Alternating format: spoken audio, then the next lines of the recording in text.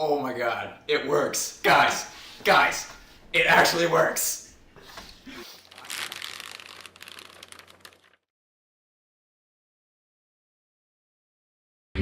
Alright, we're going to attempt to build a real-life lightsaber. We've received numerous requests and we're finally taking this project on.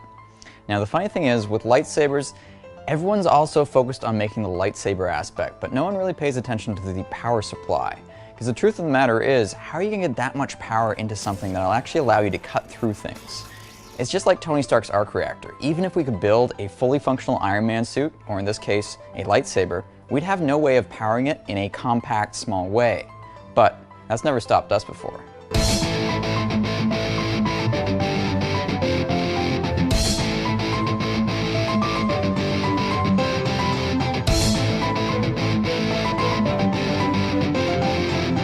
Alright, so how are we going to do it?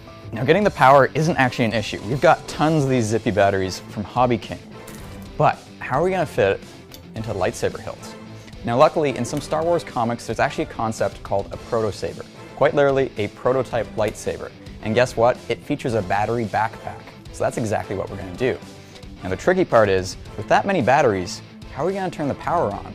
We can't just use a regular light switch.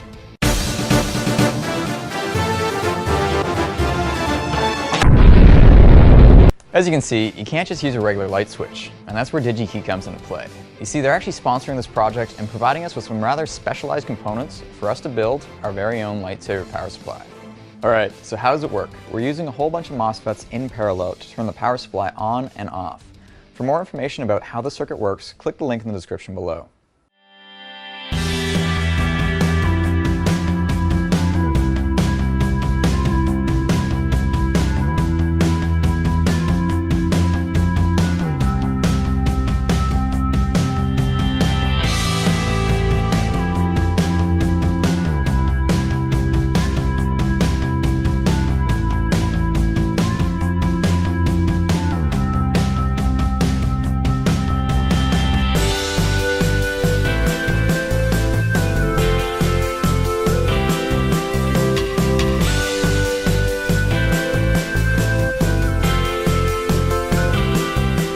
Alright, so we've got the power control unit all done.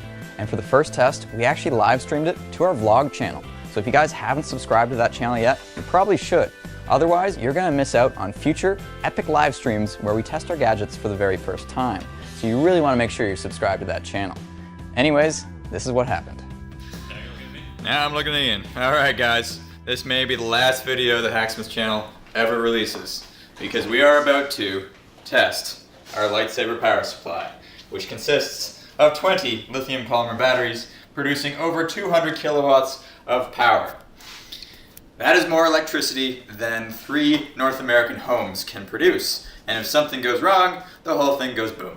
On the Hacksmith channel, where safety is #1 priority. Alright, 3. Oh god. Back up. 2. 1. I didn't like that beep. Oh! Holy crap! Look at that. That is red hot steel. That's. Whew. Oh, it's getting. Oh my god. It works. Guys, it actually works. I was somewhat skeptical, but it is working. Here's the marshmallows. You have gummy worms.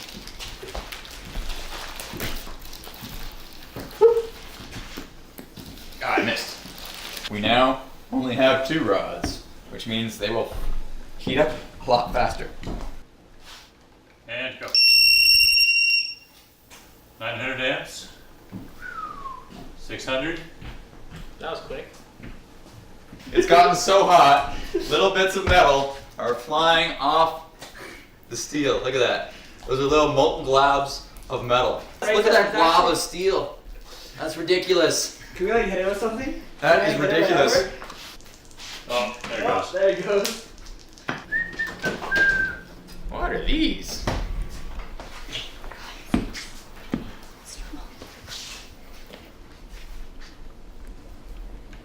What happened? Why did it explode? Alright, so that went pretty good. But we made a couple changes and tried it again. And then something bad happened. Spoken!